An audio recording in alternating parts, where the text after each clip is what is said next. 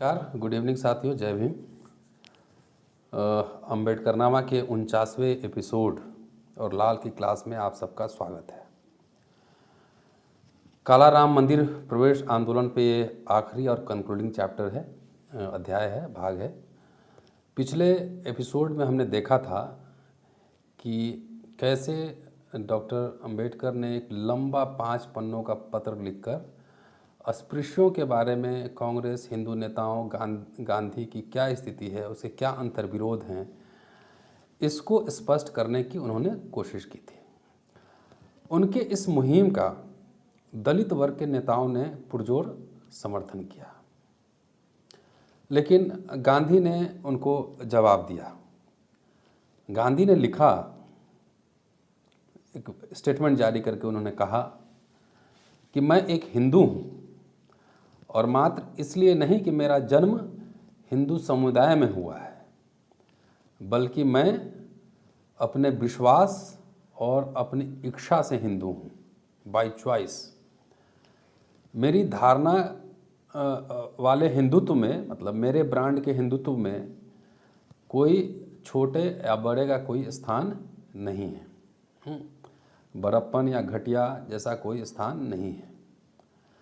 लेकिन यदि डॉक्टर अंबेडकर वर्णाश्रम धर्म से ही संघर्ष करना चाहते हैं तो मैं उनके खेमे में नहीं रह सकता, क्योंकि मैं वर्णाश्रम धर्म को हिंदू धर्म का एक अभिन्न हिस्सा मानता हूँ। गांधी पंचम वर्ण के खिलाफ थे, वो अस्पृश्यता के खिलाफ थे, वो जाति व्यवस्था और वर्ण व्यवस्था के खिलाफ नहीं थे, और यही गहरा मतभेद था अंबेडकर और गांधी के बीच में। गांधी जाति व्यवस्था या अस्पृश्यता को खात्मे को ये हृदय परिवर्तन का मसला मानते थे, लेकिन अंबेडकर इसमें पूरा सत्ता और शक्ति का संबंध देखते थे, और वो चाहते थे कि जब तक अछूतों को राजनीतिक अधिकार नहीं मिलेगा तब तक उनकी मुक्ति संभव नहीं है। उन्होंने बार बार जोर देकर कहा कि इस भारत में कई महात्मा आए और गए, कई सामाजिक सुधार आंदोलन चले और चलते रहे, लेकिन अछूत अछूत ही रहे। बहरहाल उन्होंने भाऊराव गायकवाड़ को एक पत्र लिखा 3 मार्च 1934 को। उस पत्र में उन्होंने अपनी स्थिति स्पष्ट की, और बहुत ज़्यादा दिलचस्पी वो मंदिर आंदोलन में उनकी थी नहीं। वो बेसिकली इसको एक प्रतीक के रूप में देखते थे, दलित मोबिलाइजेशन के एक प्रतीक के रूप में देखते थे। तो उन्होंने उस पत्र में लिखा कि आपने मुझसे आगामी रामनवमी पर नासिक के काला राम मंदिर में दलितों द्वारा सत्याग्रह शुरू करने की ज़रूरत पर मेरी राय आपने मांगी है। मैं यह कहूँगा कि इस तरह का कदम अनावश्यक होगा, कोई ज़रूरत नहीं है, अनावश्यक होगा, और इसे न केवल स्थगित कर देना चाहिए बल्कि इसे पूरी तरह बंद कर देना चाहिए। ये मेरे मुंह से, मैं तो सत्याग्रह का सृजन करने वाला व्यक्ति हूँ, कि सत्याग्रह का सृजन करने वाले व्यक्ति के मुंह से ऐसी बातें आपको अजीब और आश्चर्यजनक लग सकती हैं, लेकिन मैं इस मोर्चे पर बदलाव की घोषणा करता हूँ। मैंने मंदिर प्रवेश आंदोलन इसलिए शुरू नहीं किया था कि मैं चाहता था कि दलित वर्ग मूर्तियों की उपासना करें। मैं सोचता था कि मंदिर प्रवेश से वे हिंदू समाज में समानता के आधार पर समान सदस्य के तौर पर अभिन्न हिस्सा बन जाएंगे। जहाँ तक मामले के इस पहलू का संबंध है, मैं दलित वर्गों को सलाह दूंगा कि हिंदू समाज का अभिन्न अंग बनना स्वीकार करने से पहले, हिंदू धर्म में जाने से स्वीकार करने से पहले, वे हिंदू समाज तथा हिंदू धर्मशास्त्र को दृढ़ता से बदलने के लिए दृढ़ संकल्प रहें, उस पर अड़े रहें। मैंने मंदिर प्रवेश सत्याग्रह केवल इसलिए शुरू किया था क्योंकि मुझे लगता था कि दलित वर्गों में ऊर्जा का संचार करने के लिए और अपनी स्थिति से जागरूक करने के लिए इससे बेहतर तरीका नहीं हो सकता था। जैसा कि मुझे विश्वास है कि वह उद्देश्य प्राप्त कर लिया गया है। अतः अब मुझे मंदिर आंदोलन की कोई आवश्यकता नज़र नहीं आती।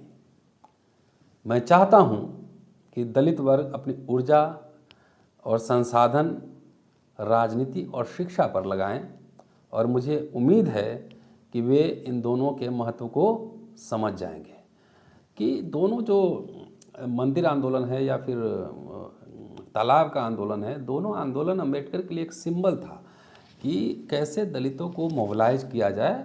तो इसका यूज करके, उपयोग करके उन्होंने एनर्जाइज कर दिया पूरे दलित मूवमेंट को। इसी बीच एक और इस पे सूचना है कि 19 नवंबर 1934 को विंचूर में श्री धोंदिबा रुनखाम्बे का देहांत हुआ था, और उनके 11वें दिन मतलब 19 नवंबर 34 को विंचूर में तकरीबन 15,000 दलित एकत्रित हुए थे। 15,000 दलितों की भीड़ थी। तो डॉक्टर अंबेडकर ने वहाँ एक महत्वपूर्ण राजनीतिक घोषणा की और अपने उद्देश्यों को स्पष्ट किया। उन्होंने कहा कि उनसे बार बार पूछा जा रहा है कि कालाराम मंदिर आंदोलन गत 2 वर्षों से स्थगित क्यों कर दिया गया है, क्यों बंद है। इसके उत्तर में डॉक्टर अंबेडकर ने कहा कि इसका एकमात्र कारण यह है कि इस तरह के आंदोलन की अब कोई ज़रूरत नहीं है। उन्होंने कहा कि मंदिर प्रवेश सत्याग्रह के सृजनकर्ता के मुंह से यह बात सुनकर आश्चर्य जरूर लग रहा होगा, लेकिन मंदिर प्रवेश आंदोलन हमने इसलिए शुरू किया क्योंकि मुझे लगा कि दलित वर्गों में ऊर्जा का संचार और उनकी स्थिति से जागरूक करने का इससे बेहतर तरीका नहीं हो सकता है। अंबेडकर का मानना था कि वह उद्देश्य हासिल कर लिया गया है, इसलिए मंदिर प्रवेश आंदोलन की कोई ज़रूरत नहीं है। उन्होंने फिर रिपीट किया कि दलित वर्गों को मंदिर प्रवेश की बजाय अपनी ऊर्जा और संसाधन राजनीति में लगाने में खर्च करना चाहिए। चूँकि आने वाले सुधारों में, उस समय राजनीतिक सुधार का भी दौर था, आने वाले राजनीतिक भविष्य में महत्वपूर्ण भूमिका होने जा रही है, इसलिए दलितों को असर्टिव और जागरूक रहना चाहिए।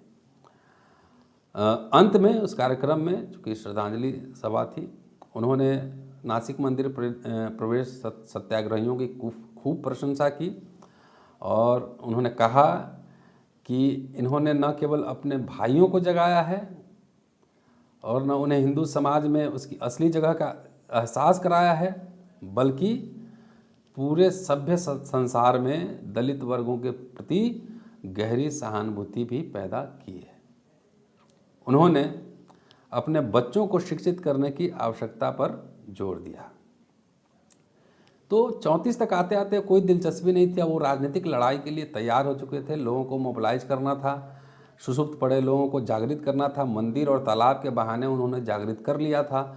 अब उनको लगता था कि तालाब और मंदिर की कोई ज़रूरत नहीं, अब चलो लोग इकट्ठा हो गए हैं तो राजनीतिक, शिक्षा, नौकरी पेशा, आत्मसम्मान की लड़ाई लड़ी जाए। तो ये बहुत ही सीखना चाहिए कि लोग कहते हैं कि आप आसपास देखेंगे तो आप पूजा में चले गए, क्यों चले गए, तो वहाँ उसके चले गए तो मधुमादी हो गए, तो ये हो गए, सब बेकार की बातें हैं। जहाँ भी लोग इकट्ठा होते हैं वहाँ जाइए और अपनी बात रखिए, अपने समस्याओं पर भी विमर्श कीजिए। लोग वहीं से निकल के वहीं से छन कर आएंगे। अचानक जो है कोई डिटर्जेंट पाउडर नहीं है कि आदमी को धोएंगे वॉशिंग मशीन में और एक दिन में आदमी साफ़ होकर निकल आएगा। तो ये सीखने की ज़रूरत है, इसीलिए बात मैंने रिपीट की। गांधी ने एक दिलचस्प किताब लिखी कि कांग्रेस और गांधी ने अस्पृश्यों के लिए क्या किया। इस किताब में उन्होंने पूरा आंदोलन का, कांग्रेस के दृष्टिकोण का, गांधी के दृष्टिकोण का, हिंदुओं के दृष्टिकोण का और दलित आंदोलन के संदर्भ में उन्होंने बड़ा सटीक विश्लेषण किया है। मैं चाहता हूं कि वो विश्लेषण आपके सामने रखकर और कालाराम मंदिर आंदोलन और महाड़ आंदोलन दोनों का पटाक्षेप अंत करूं। कल से हम किसी नए टॉपिक की ओर चलेंगे। इस किताब में उन्होंने लिखा कि अस्पृश्यता के विरुद्ध, अनटचेबिलिटी के खिलाफ अभियान को आगे बढ़ाने के लिए गांधी के पास एक मौका था। वे प्रस्ताव रख सकते थे कि यदि कोई हिंदू कांग्रेस में शामिल होना चाहता है, सदस्य के रूप में भर्ती होना चाहता है, तो उसे साबित करना होगा कि वह अस्पृश्यता में विश्वास नहीं रखता और अपने इस दावे को सही ठहराने के लिए उसे अपने घर में एक अस्पृश्य को रोजगार देना होगा और इसके अलावा उनका कोई भी साक्ष्य, मजबूत साक्ष्य सबूत नहीं माना जाएगा। ऐसा प्रस्ताव अव्यवहारिक नहीं होता क्योंकि लगभग हर हिंदू, विशेषतः सवर्ण हिंदू, अपने घर पर एक से अधिक नौकर रखते हैं। यदि श्री गांधी कांग्रेस में शामिल होने के लिए चरखा काटने को शर्त रख सकते थे, योग्यता रख सकते थे कि अगर आपको कांग्रेस में शामिल होना है तो चरखा आपको काटना आना चाहिए, तो वे हिंदू परिवार को अपने घर एक अस्पृश्य को नौकर रखने के लिए भी एक शर्त रख सकते थे कि आप अपने घर में एक अस्पृश्य को नौकर रखिए। लेकिन गांधी ने ऐसा नहीं किया। आगे लिखते हैं कि वर्ष 1924 से लेकर 1930 तक कुछ भी नहीं किया।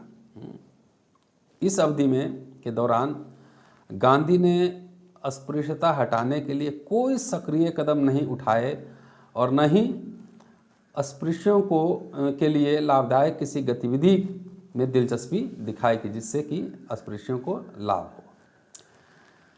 जब श्री गांधी, मिस्टर गांधी निष्क्रिय थे, तब अस्पृश्यों ने स्वयं सत्याग्रह नाम का एक आंदोलन शुरू किया।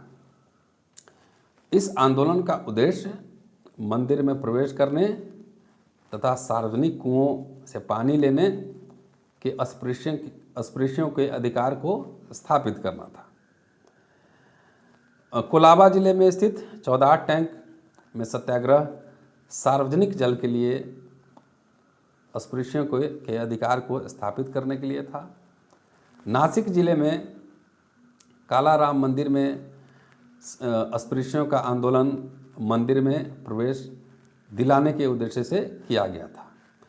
इसके अलावा कई छोटे छोटे आंदोलन सत्याग्रह हुए, लेकिन प्रमुख आंदोलन यही दोनों थे जिन पर अछूत और उनके विरोधी, सवर्ण विरोधी केंद्रित थे। इनके जो आंदोलन के दौरान, सत्याग्रह के दौरान जो शोर शराबा मचाया गया उसको पूरे भारत में सुना गया।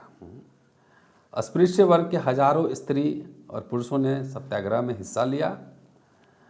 अस्पृश्य स्त्री पुरुषों को हिंदुओं द्वारा बेइज्जत किया गया, मारा पीटा गया, कई घायल हुए, कई को जेल में बंद किया गया और यह सत्याग्रह पूरे 6 वर्ष चला। 1935 में नासिक जिले के येवला में कॉन्फ्रेंस हुई, सम्मेलन हुआ, दलितों का सम्मेलन हुआ, जिसमें इस आंदोलन को बंद करने की घोषणा की गई। इस सम्मेलन में अस्पृश्यों ने हिंदू धर्म छोड़ने का ऐलान किया। चूँकि उनको समानता का अधिकार हिंदू धर्म में नहीं मिल रहा था, इसलिए उन्होंने हिंदू समुदाय से बाहर जाने का संकल्प लिया। आगे लिखते हैं डॉक्टर अंबेडकर कि इन सत्याग्रह आंदोलनों में निसंदेह कांग्रेस की कोई भूमिका नहीं थी। यह अस्पृश्यों द्वारा आयोजित किया गया था, अस्पृश्यों द्वारा इसका नेतृत्व किया गया और संसाधन, वित्तीय संसाधन भी इस पर अस्पृश्यों द्वारा ही इंतजाम किया गया। फिर भी अस्पृश्यों को गांधी से समर्थन मिलने की उम्मीद थी, क्योंकि सत्याग्रह का हथियार वह हथियार था जिसकी शुरुआत गांधी ने स्वयं की थी। अंग्रेज़ों के विरुद्ध इसका इस्तेमाल किया था। तो स्वाभाविक था नेचुरली कि जो अस्पृश्य हिंदू थे वो सवर्ण हिंदुओं के खिलाफ अपने सत्याग्रह में गांधी के पूरे समर्थन की उम्मीद कर रहे थे।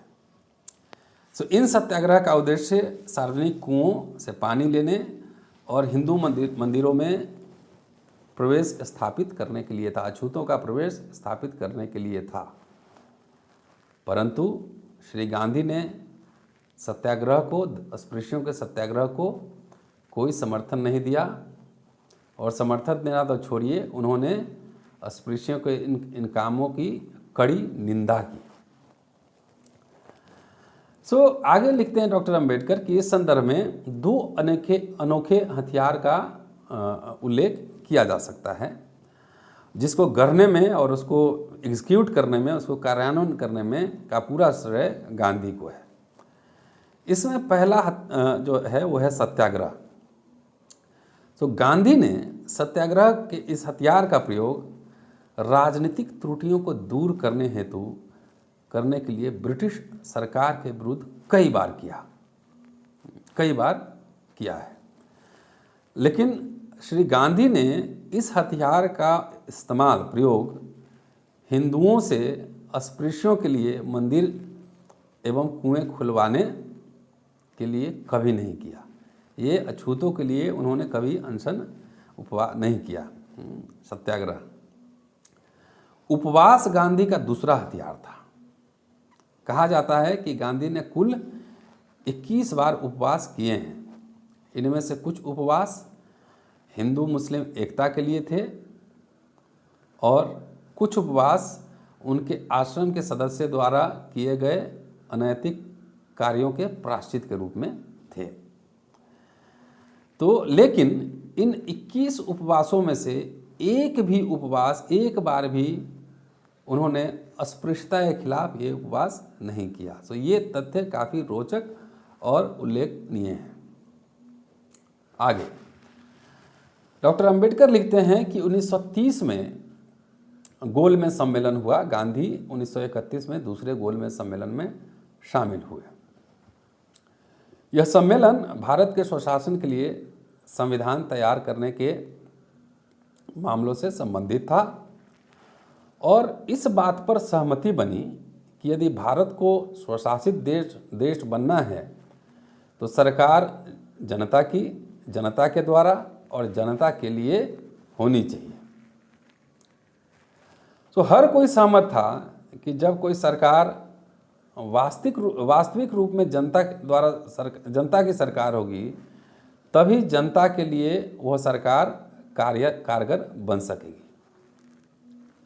लेकिन समस्या यह थी कि समुदायों, मतलब अल्पसंख्यक और बहुसंख्यक तमाम समुदायों में बटे देश में जनता की सरकार कैसे बनाई जाए।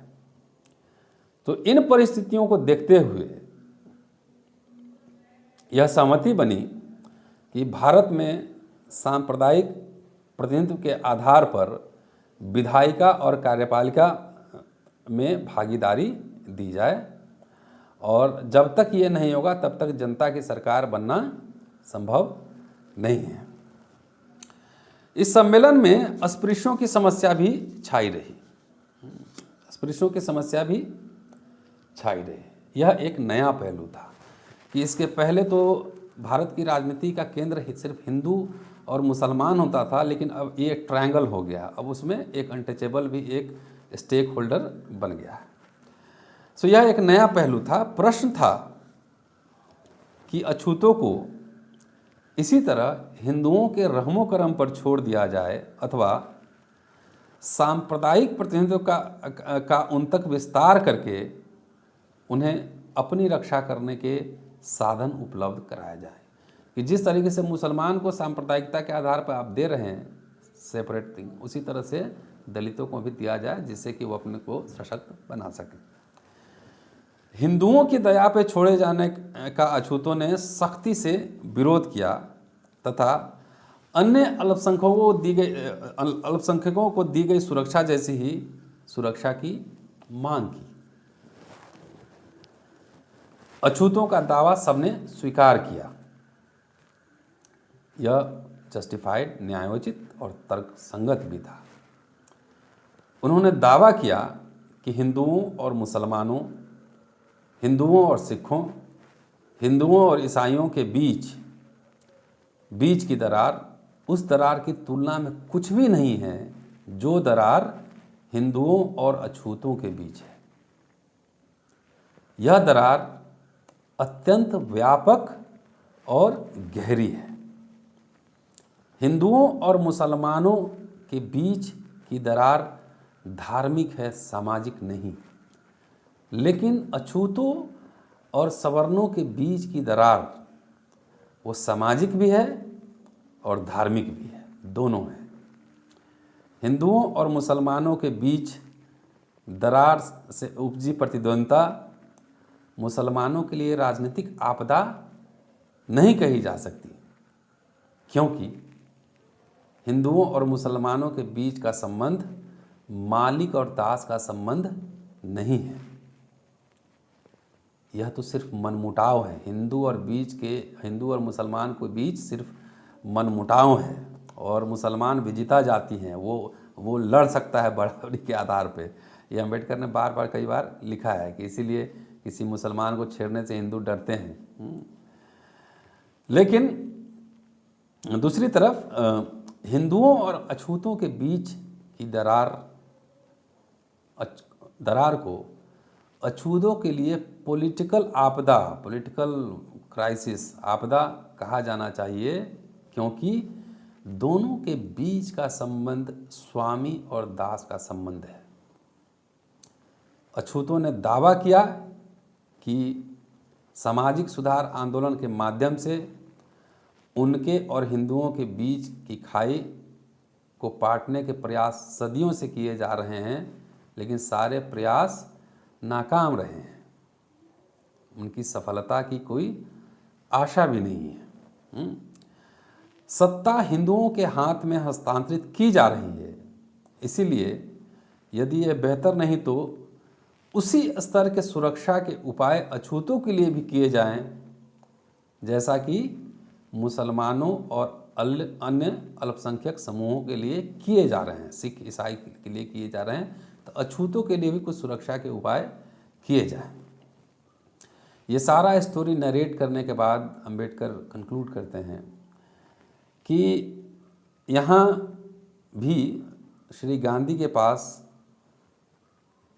एक मौका था, वो अछूतों का समर्थन कर सकते थे और अछूतों के मांग का समर्थन करके अछूतों के प्रति सहानुभूति प्रकट कर सकते थे, लेकिन उन्होंने ऐसा नहीं किया। सहानुभूति दिखाने के बजाय गांधी ने उनको पराजित करने के लिए अपनी शक्ति का पूरा इस्तेमाल किया। उन्होंने अछूतों को अलग थलग करने के लिए मुसलमानों के साथ समझौता किया। मुसलमानों को अपने पक्ष में करने में नाकाम होने पर वे अछूतों के खिलाफ अंग्रेजी सरकार को, हुकूमत को बाध्य करने पे तुल गए कि अछूतों को सेपरेट अधिकार नहीं मिलना चाहिए और इसके लिए वे भूख हड़ताल पर चले गए। जब भूख हड़ताल नाकाम हो गई और श्री गांधी को पूना पैक्ट पे हस्ताक्षर करने के लिए मजबूर होना पड़ा, विवश होना पड़ा, क्योंकि उसमें अछूतों की बहुत सारी मांगें मान ली गई थी, तो उन्होंने इसका बदला अछूतों के राजनीतिक अधिकार को व्यर्थ करने के लिए कांग्रेस के चुनाव के अनुचित तरीके अपनाने को छूट देकर लिया। कि 1935 का चुनाव हुआ था, उसमें कांग्रेस ने जो की होगी हेरा फेरी, जो बदमाशी, उस पर गांधी मौन रहे। तो उन्होंने कहा कि जो अछूतों के अधिकार मिले थे उसको तहस नहस करने के लिए इन्होंने चुनाव में कांग्रेस को खुली छूट दे दी कि जो भी नैतिक अनैतिक काम हो आप करें। ये था कंक्लूजन अंबेडकर का। साथियों, आज इंटरनेट की बहुत ज़्यादा समस्या थी, इसलिए वीडियो नहीं डाल पाया, नहीं तो आज एक और वीडियो डालता। बहरहाल ये चर्चा विमर्श कैसा लग रहा है। अगर ठीक लगे तो सुनिए भी और सुनाइए भी। और लाल की क्लास यूट्यूब चैनल, अम्बेडकर नामा भी टाइप करेंगे तो आएंगे, रतन लाल की क्लास भी टाइप करेंगे तो आएंगे। तो सुनिए, सुनाइए, लोगों को शेयर कीजिए और ज़्यादा से ज़्यादा लोगों तक पहुँचाइए, यही रिक्वेस्ट है। शुक्रिया साथियों, फिर कल मुलाकात होगी। Thank you.